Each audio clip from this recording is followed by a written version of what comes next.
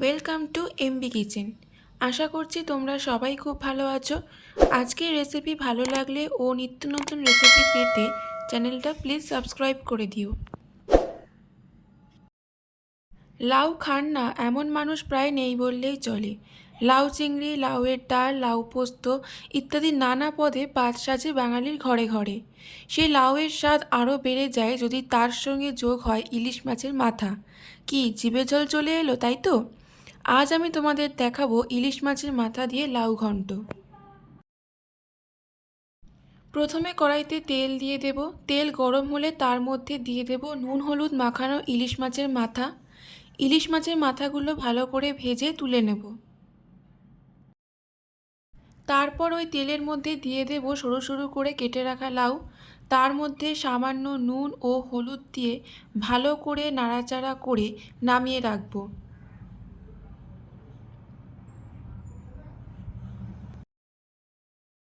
প্রয়োজন মতো কড়াইতে আবার তেল দিয়ে শুকনো লঙ্কা, জিরে, তেজপাতা ফোড়ন দেব।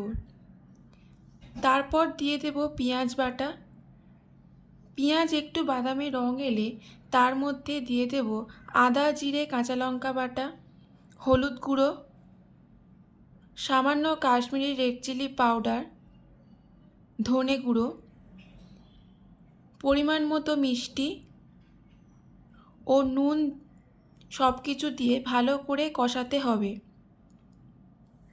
মশলা থেকে তেল ছাড়তে শুরু করলে এবার লাউটা দিয়ে দেব। তারপর মশলার সাথে লাউটা ভালো করে কষাতে হবে। জল দেওয়ার প্রয়োজন নেই, লাউ থেকে যে জল বেরোবে তাতেই হয়ে যাবে। তারপর দিয়ে দেব ভেজে রাখা ইলিশ মাছের মাথা। ইলিশ মাছের মাথাগুলো ভেঙে দেব।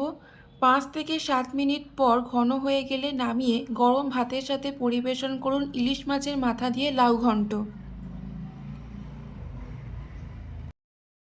আমাকে নিচে কমেন্ট বক্সে অবশ্যই লিখে জানিও তোমাদের কেমন লাগলো আজকের রেসিপি।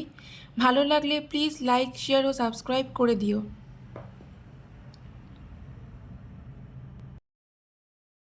আজকের মতো এই পর্যন্ত, আবার চলে আসবো অন্য কোনো রেসিপি নিয়ে। ততক্ষণ সবাই ভালো থেকো, সুস্থ থেকো আর আমার চ্যানেলের পাশে থেকো।